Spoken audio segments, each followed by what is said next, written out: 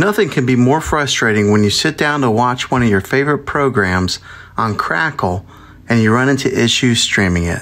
Well, in today's tech video, I'm going to show you how to fix Crackle if it isn't working on your Sony Smart TV.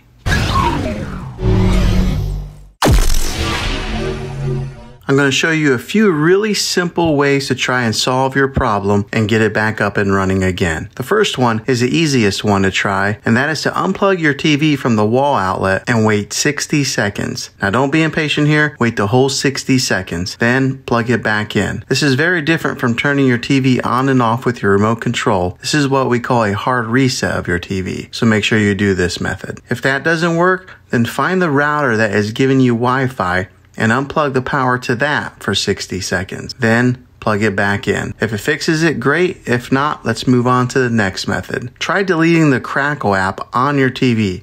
Go to wherever the apps are located on your system and remove the app altogether.